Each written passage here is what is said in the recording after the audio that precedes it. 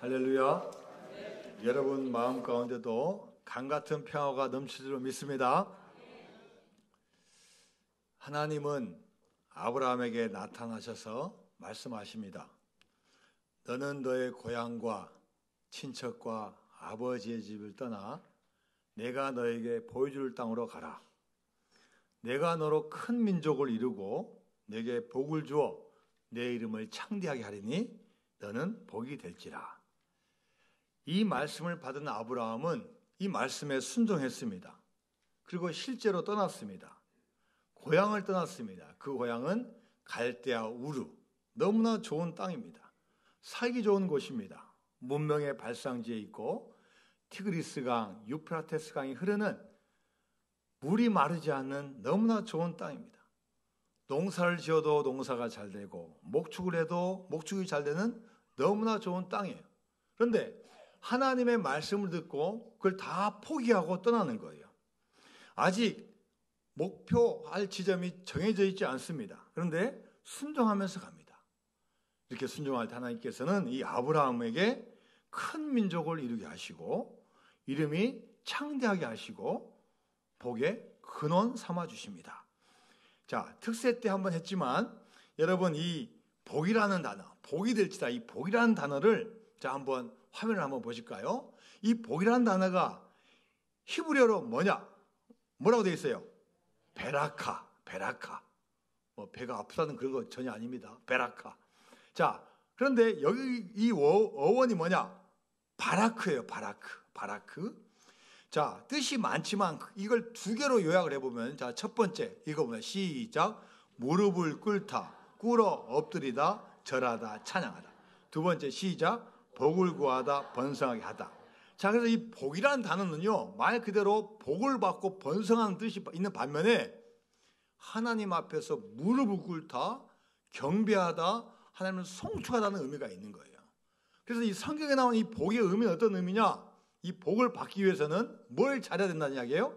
예배를 잘 드릴 때, 하나님을 잘 경배하고 하나님 앞에 무릎을 잘 꿇을 때 복을 주신다는 거예요. 제가 어제 오후에 장례식장에 다녀왔습니다. 갑자기 이른 아침 일찍 문자가 왔어요. 금요일 날 밤에 돌아가셨으니까 이제 주일날 오늘이 발인이라는 거예요. 근데 누구냐면은 목사님 부친이 돌아가셨어요. 아니 보통 목사님 부친이 돌아가시면은 목사님이시니까 주일날은 보통 장례를 안 해요. 보통 주일날은 쉬고 월요일날 해야 되는데 이상해요. 갑자기 온 것도 이상하고 또 주일날 발인을 한다는 거예요. 그러니까 시간이 이제 어제 오후밖에 없는 거예요. 그래서 불이 나게 연락을 해가지고 우리 같이 갑시다 해서 저희 교회에서 오후 2시에 모여가지고 대구를 갔어요. 대구. 대구도 시간이 많이 걸잖아요. 대구를 가서 다행히 제가 운전 안 해서 그래도 지금 설교할 수 있는 거예요. 지금 운전해가지고 다녀왔는데 딱 예식장에 도착하니까요 분위기가 이상해요. 목사님이라 그러면 막 이렇게 앞에 십자가도 이렇게 쫙 이거 있고 국화로 딱 이렇게 하고 이렇게 뭐 찬송가도 들려야 되는데 이상해요. 보니까 장례식을 유교식으로 하는 거예요. 유교식. 그러니까 이 돌아가신 아버님이 이 대구 쪽에서 아주 유교의 아주 권위자예요. 그리고 6남매가 있는데 이 목사님은 맨 밑에고 이 장남이 또 그걸 물려받았어요. 그래갖고 장례를 주로 유교식으로 하는 거예요. 유교식으로. 가니까 이미 유교식으로 저 잘 모르는데 막 뭘 하고 있어요. 왔다 갔다 하고 일어났다 앉았다 하고 딱 절도 한 번 하는 게 아닙니다. 막 앞에 가서 절하고 또 뒤로 또 물러가서 절하고 무슨 장례 뭐 지도사라는 게 있습니까? 이분이 막 이렇게 앞에서 이렇게 막 하면요 막 따라하는 거예요. 따라. 한 40분 기다리니까 끝나더라고요. 40분. 끝나니까 이제 거기에는 이제 뭐 고기도 밖으로 내어오고 떡도 내어오고 오다. 끝나고 나서 이제 들어가니 우리는 목사님 부친 돌아가셨으니까 오늘 가서 예배도 드리고 막 했는데 이 분위기가 전혀 아닌 거예요. 그래서 갑자기 목사님 우리가 여기서 기도만 잠깐 해도 되겠습니까? 기도하시라고. 다 시키면 유림들. 그래서 제가 대표기도 하게 되는데 이게 기도가 잘 안 나오는 거예요. 네? 첫 마디가 기도해야 될 거 아니에요. 천지를 창조하신 하나님 아버지, 누가 듣든 말든 저는 목사니까 뭐 유교가 있든 불교가 있든 천지를 창조하신 하나님 아버지, 좀 땀 좀 뻘뻘 흘리면서 기도를 잘 마쳤어요.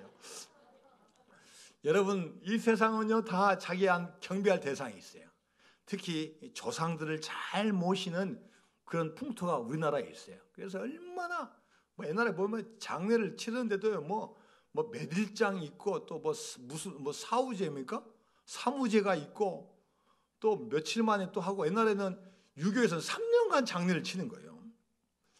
여러분, 진짜 분에게 장례를 치르면 얼마나 감사하고 기뻐요. 그런데 우리는 잘못된 것을 하는 경우가 너무나 많다는 거예요. 자, 여러분, 이제 아브라함은 하나님의 말씀을 듣고 나갑니다.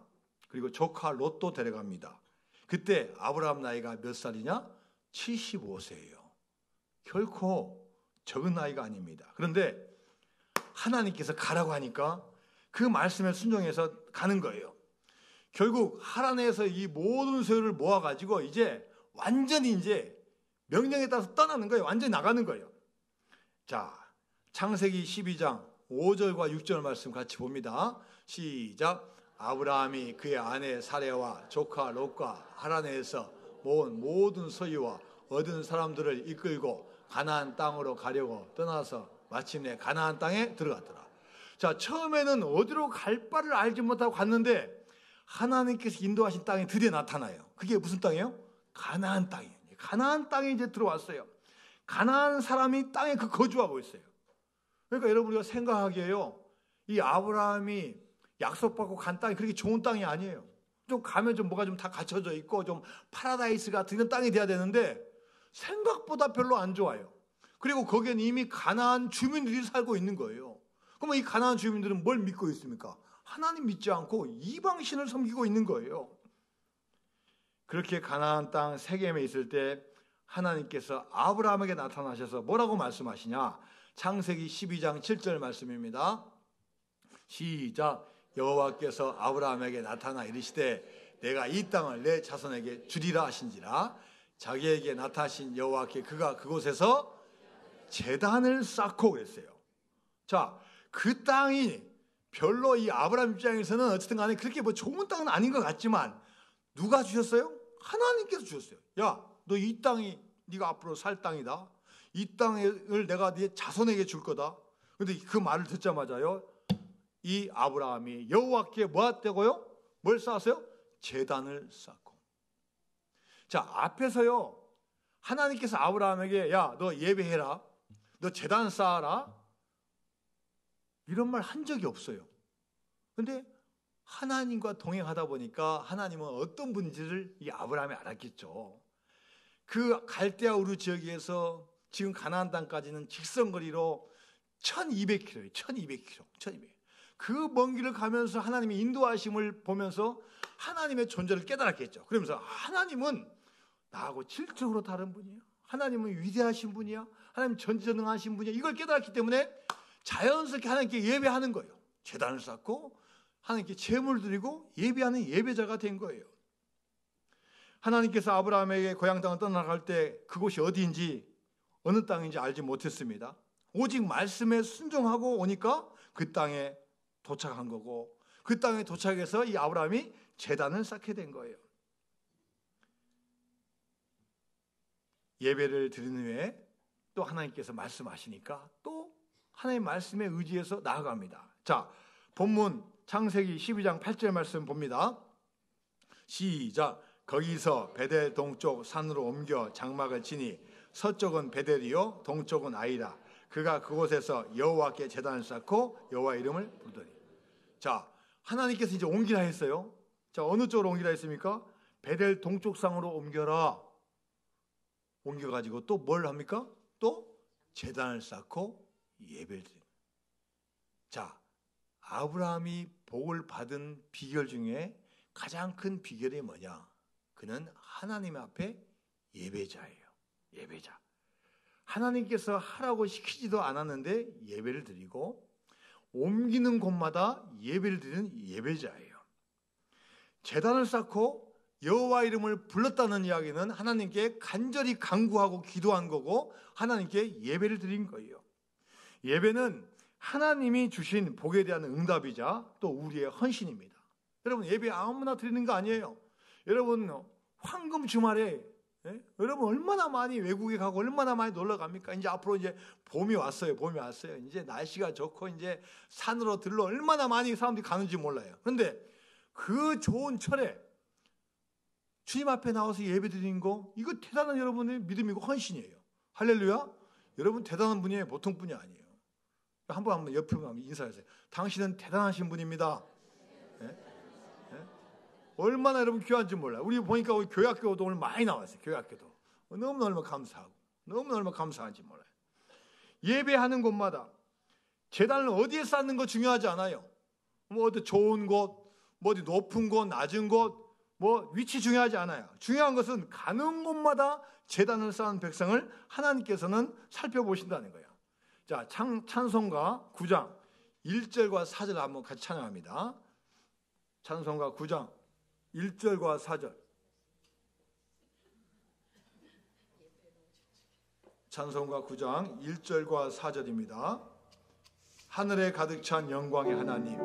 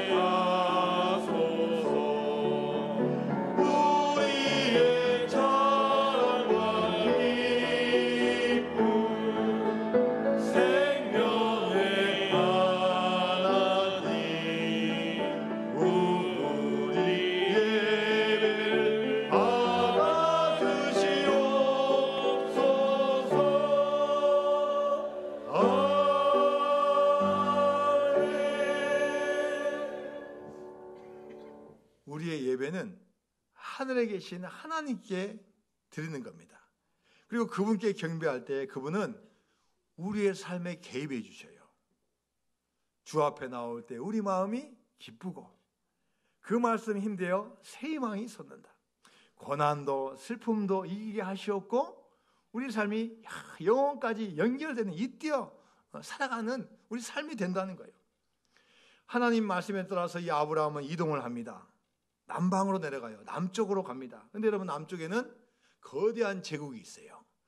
남쪽에 그대로 내려가면 사막, 네게브 사막이 있지만 남서쪽 쭉 내려가면 이집트를 가게 돼요. 이집트.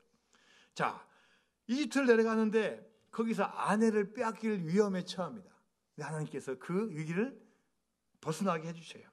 그리고 다시 이제는 또 다시 올라와요. 다시 올라와서 처음 제단을 쌓았던 그곳에 가서 또 예배합니다. 자, 창세기 13장 4절 말씀 같이 봅니다. 시작. 그가 처음으로 제단을 쌓은 곳이라. 그가 거기서 여호와 이름을 불렀다. 아브라함은요, 가는 곳마다 제단을 쌓았다는 거예요. 남쪽으로 가라, 남쪽 가서 쌓고, 동쪽으로 가라, 동쪽에서 쌓고, 위로 올라가라, 올라가고. 예배드리다 보니까 처음에 있는 곳 다시 왔다는 거예요. 아브라함은 조카 롯과 같이 다녔는데 이제는 축복을 받아가지고요, 땅이 좁아요. 그래서 아브라함에게 먼저 롯에게 먼저 양보하는 거야. 내가 저하면 내가 우하겠고, 내가 우하면 내가 저하겠다. 먼저 선택하게 한 다음에 보내는 거예요. 양보하고 희생하고 먼저 배려해 주는 거예요. 한편으로 롯이 떠난 그 빈자리 하나님께서 찾아가 주셔요. 아브라함아, 아브라함아, 동서남북을 봐라. 그리고 내가 가는 곳, 내가 그곳을 다 주겠다. 이 말씀을 듣고 또 텐트를 옮겨요. 장막을 옮겨요. 또 거기 가자마자 또 뭐 해야 돼요? 또 하나님께 제단을 쌓고 예배드리는 거예요.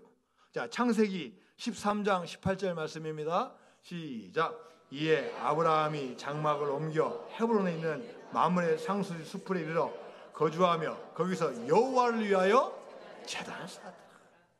이 아브라함이 복에 근원된 이유가 뭐냐? 하나님을 예배하는 예배자예요. 삶 속에서 예배드립니다. 늘 예배드립니다. 여러분, 당시 주변에 장막을 정하는 거 다 가난한 사람도 있기 때문에 여러분 예배드리는 거 다 보고 있을 거 아니에요. 이상한 놈이다. 왜 이렇게 시끄럽지? 이럴 수 있지 않겠습니까? 그럼에도 불구하고 가는 곳마다 제단 쌓고 예배드린다는 거예요. 아무리 힘들고 어려워도 환경이 어려워도 이 아브라함의 정체성, 나는 하나님 앞에 예배자다. 이거 버리지 않았다는 거예요. 이렇게 아브라함은 자신이 주변 사람들에게 하나님을 믿는 사람이라는 것을 드러내고 나타냅니다.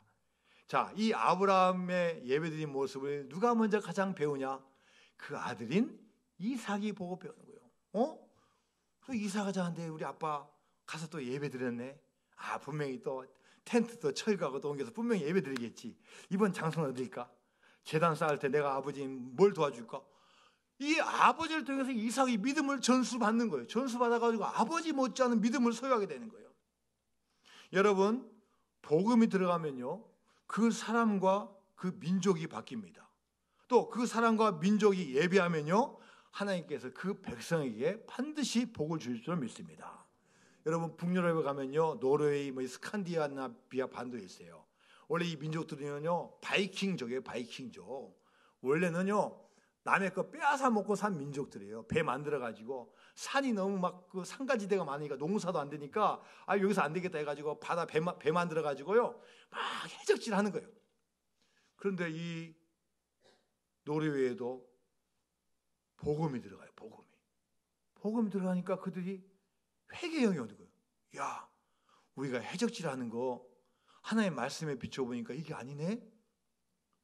우리가 예배 드려야 되는데 이거 예배자의 모습이 아니네? 그러면서 해적질을 벌이게 되는 거예요. 그러면서 산간을 개척하고 그 나라에 맞는 것을 자꾸 연구하고 개발하고 나아가는 거예요. 그래서 그 나라가 복음의 나라로 바뀌는 거예요. 유럽의 수많은 국가들 복음을 받아들이면 그 나라가 융성해지고 발전하고 잘 되는 거예요. 그런데 교회를 떠나고 예배가 사라지면요, 나라가 어려워지는 거예요. 지금 유럽이 지금 쇠퇴기에 있어요. 어려워지는 거예요. 미국의 청교도들 믿음을 가지고 나가신 분들이 세운 나라예요. 그래서 그 무엇보다도 먼저 교회를 세워요. 교회를. 예배할 공간, 예배를 세운 다음에 집을 세우고 학교를 세우고 병원을 세우는 거예요. 먼저 교회니까 나라가 부흥하고 잘 되는 거예요. 우리나라에 오신 선교사님도 여러분 보십시오. 대한민국의 100년 이상 된 교회들 보면 다 대부분 선교사님들이 세운 교회가 그렇게 많아요. 먼저 교회부터 세우는 거예요. 교회부터 세운 다음에 그 다음에 복음화 시켜서 학교를 세우고 병원을 세우는 거예요. 하나님께서는 예배하는 백성에게 반드시 복을 줄 줄을 믿습니다. 하나님 자신을 찾는 그 백성들 외면하지 않으시고 반드시 복을 주셔요. 우리나라에서 딱 31년 전에 서해안에서 배가 한 대가 침몰해가지고 한 70명이 살았지만 293명이 죽은 큰 사건이 있었어요. 주로 주말에 낚시하러 가신 분들이 배를 타고 그 섬에 갔다가 토요일날 갔다가 1박하고 낚시하고 또 일요일날 이렇게 돌아오는 아주 유명한 지금도 있는 유명한 섬이에요. 근데 31년 전에 큰 사고가 났어요. 한 권사님이 남편이 오랫동안 교회 안 다니는데 남편을 잘 기도해야 하고 설득해가지고 드디어 이제 교회에 갔어요. 그리고 교육을 받고 이제 주일날 세례를 받는 거예요. 그런데 이 남편 입장에서는 세례가 그렇게 중요하지 않아요. 당신, 내가 세례 받는 것도 중요하지만 친구들하고 낚시 가야 돼. 이번에 배 타고 1박 2일로 가야 돼. 이 부인 권사님이 당신은 안 돼요. 안 돼요. 안 돼요. 세례 받는 것은 하나님께 복 받는 거예요. 하나님의 자녀임을 인정받는 거고 복 받는 거예요. 혹시 다음에 시간에서 다음에 간다 할지라도 이번 절대 안 돼요. 교회 가서 세례 받고 당신 해야 돼요. 나 그거 안 하면 당신 이혼할 거야. 이렇게 강하게 나가니까 이 남편도 어쩔 수 없이 그래. 그날 교회 가서 세례를 딱 받고 오후에 와서 딱 보니까 속복. 자기가 낚시 갔으면 그 배를 타고 왔는데 그 배가 갔다가 주일날 오다가 그냥 가라앉은 거예요. 여러분 물론 이런 경우가 많이 있는 경우는 아니지만 여러분 예배 안 드려가지고 하나님 원하신 예배 안 드려가지고 우리가 잘못된 길 가는 경우가 얼마나 많이 있습니까? 여러분 주일 지키는 거 우리 예배자가 해야 될 가장 중요하고 첫 번째 임무가 되는 줄로 믿습니다. 무엇보다도 정성을 다해서 예배 드려야 되고 요한복음 4장에 영과 진리로 예배를 드려야 되고 있어요. 나는 영과 진리로 예배 드리는 자를 나는 찾는 하나님이라고 말씀하셔요. 여러분 주일 예배 우리가 매주 되니까 나오는 예배가 아닙니다. 그것을 넘어섭니다. 예배를 드리면요 우리 영이 사는 거예요. 우리 영이 사는 거고 심지어 육체가 사는 거예요. 할렐루야. 그래서 여러분 아파도 교회 나와야 돼요. 가능하면 아파도 특히 교회 나와야 돼요. 건강해도 교회 나와야 되고 편해도 나와야 되고 불편해도 나와야 되는 거예요. 일이 잘 되면 잘 되니까 나와야 되고 혹시 일이 안 된다고 그러면은 안 풀려도 삶의 주관자 되신 하나님께 간구하고 기도하고 응답받는 역사가 일어나야 될 줄로 믿습니다. 창세기 26장에 보면은 이제 아브라함이 죽은 후에 이삭이 이제 혼자 살아갑니다. 이제 아버지가 없어요. 이제 아버지가 이제 물려준 믿음 가지고 사는데 그 가는 거 보면요 아버지 아브라함이 갔던 곳에 또 가요. 자꾸 그런 게 있어요. 아니나 다를까 또 흉년이 들어요. 기근이 들어요. 여러분 보십시오. 지금 고대 근동지방 팔레스타인 지역에는요 큰 강이 없어요. 여러분 성지순례 가신 분 이스라엘 가면 이스라엘과 요단 사이에 무슨 강이 있어요? 요단강이 있어요. 비 올 때 가면 물이 잘 흘러요. 건기 때 가면요 이게 이렇게 높아요. 이렇게 보이는데 물이 안 보여. 이게 시냇물인지 강인지 이게 물이 안 흘러요. 농사를 지을 수가 없어요. 그 다음에 또 무슨 강이 있어요? 야곱이 씨름했던 그 무슨 강이에요? 야복강? 마찬가지예요. 야복강이요? 죄송합니다. 또랑이야. 또랑. 그러니까 비가 안 오면요 먹고 살 수가 없으니까 어디로 가겠어요? 남쪽으로 가는 거예요. 남쪽으로. 남서쪽으로 가는 거예요. 어디? 이집트의 나일강으로 가는 거예요. 나일강. 이 나일강은요 몇천 킬로미터고 가보시면 알죠. 한강보다 훨씬 더 넓고요. 유람선이 막 떠다녀요. 뭐 세계 각국에서 크루즈 타고 막 다니는 그런 곳이에요. 얼마나 물이 마르지가 않으니까 하여간 가뭄 들었다면 무조건 이제 남쪽으로 가는 거예요. 이삭도 아버지도 갔다 왔지. 나도 거기 갈 거야. 이렇게 마음 먹고 있는데 하나님께서 뭐라고 말씀하시냐. 자, 창세기 26장 2절 말씀. 시작. 여호와께서 이삭에게 나타내시되 애굽으로 내려가지 말고 내가 내게 지시하는 땅에. 하나님께서 뭐라고 하셨어요? 지금 이삭의 입장에서 지금 강남 가야 돼요. 분당 가야 돼요. 더 좋은 곳으로 가야 되는데 애굽으로 가지 마라. 내려가지 말고 내가 내게 지시하는 땅에 거주하라. 힘들더라도 버티라는 거예요. 그 자리에 있으라는 거예요. 내가 정말 믿음의 좋은 계획을 말하지 않고는 너 그 자리에 버티라는 거예요. 그리고 주실 약속에 대해서 말씀하셔요. 창세기 26장 3절 4절 말씀 시작. 이 땅에 거류하면 내가 너와 함께 있어 내게 복을 주고 내가 이 모든 땅을 너와 내 자손에게 주리라. 내가 내 아버지 아브라함에게 맹세한 것을 이루어 내 자손을 하늘의 별과 같이 번성하게 하며 이 모든 땅을 내 자손에게 주리니 내 자손을 말미암아 친히 만민의 복을 받으리라. 할렐루야. 아브라함에게 약속한 그 축복을 내가 다 주겠다는 거예요. 더 주겠다는 거예요. 뭐요? 나의 말을 지키고 네가 판단하는 그 계획대로 가지 말고 내 말대로 거기에 머물고 버티면은 내가 너에게 주겠다고 약속해 주신 거예요. 자, 그 다음에 이제 그 복을 어마어마하게 받는데 어떻게 받냐? 창세기 26장 12절 13절 말씀입니다. 시작. 이삭이 그 땅에서 농사하여 그의 100배나 얻었고 여호와께서 복을 주심으로 그 사람이 창대하고 왕성하여 마침내 그 농사 지었어요. 가뭄이 든 땅이에요. 물이 많은 땅이 아니에요. 위험해요. 그런데 하나님께서요, 그 말씀에 순종하고 농사를 지으니까 몇 배요? 100배의 축복을 주셨어요. 그런데 여러분, 우리 믿음의 삶이 잘 되면 세상에서 시기를 해요. 마찬가지로 블레셋 사람들이 시기를 합니다. 우물 다 메꿔버려요. 여기 우리 땅인데 왜 와가지고 하냐, 다 메꿔버려요. 근데 중요한 건 이삭이 싸우지 않는다는 거예요. 싸우지 않고 피해요. 옆으로 가요. 또 우물 파요. 와서 또 메꿔요. 또 피해요. 화평을 이루어요. 평화를 해요. 싸우지 않고 같이 화합하고 반대하더라도 품어주니까 하나님께 더 복을 주시는 거예요. 자, 창세기 26장 22절 말씀 시작. 이삭이 거기서 옮겨 다른 우물을 봤더니 그들이 다투지 아니하였으므로 그 이름을 르호봇이라 이르되 이제는 여호와께서 우리를 위하여 넓게 하셨으니 이 땅에 우리가 번성하리로다. 여러분, 옮기고 피하고 양보한다고요, 여러분 못 받는 게 아니에요. 오히려 가니까요, 하나님께서 지경을 더 넓혀주신 거예요. 르호봇이다. 내가 여호와께서 우리를 위하여 넓게 하셨으니. 여러분 힘으로 뭔가를 넓히려고 얼마나 힘듭니까? 하나님께서 도와주셔서 이삭에게 큰 축복을 주신 줄로 믿습니다. 20세기의 가장 위대한 복음 증거자로 한다면 미국의 빌리 그레이엄 목사님이에요. 19세기의 가장 위대한 복음 증거자로 한다면 무디 목사님이에요. 이 무디 목사님은 초등학교도 제대로 못 나왔어요. 돈 벌려고 어릴 때부터 구두 수선공을 했어요. 그런데 어떤 분이 전도했어요. 야, 교회 가자. 안 가요. 교회 가자. 네, 갔어요. 그런데 신기하게도 교회 가자마자 복음을 딱 받아들였어요. 그래가지고요, 보통이 아니에요. 이제 복음 받아들였는데 이제 얼마나 열정이 있는가요? 막 교회 봉사하고, 나 교회학교 교사 하려고 합니다. 안 주니까요. 그럼 내가 밥만 주세요. 명칭만 주세요. 그랬더니 가가지고요, 막 전도해가지고 막 몇십 명씩 막 전도해 오는 거예요.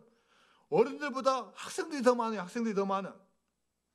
이분이 이제 목사님이 돼가지고 복음을 증거하는데 1871년도에 그분이 목회하고 있는 시카고에 어마어마한 화재가 일어났어요. 대부분 당시에 목조 건물이고 강풍이 불어가지고 시카고에 있는 모든 건물의 3분의 1이 다 불에 탔어요. 10만 명의 이재민이 나왔어요. 그런데 이 화재 중에 무디 목사님이 목회하는 그 교회도 불타버렸어요. 그래서 기자들이 몰려왔어요.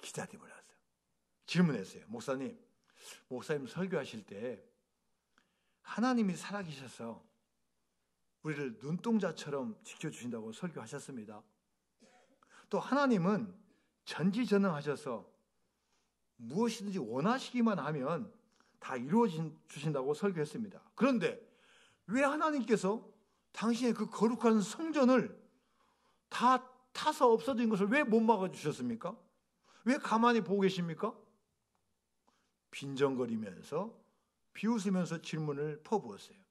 이때 무디 목사님은 아무런 표정 없이 이렇게 대답했어요. 저는 오래전부터 하나님께 기도했습니다.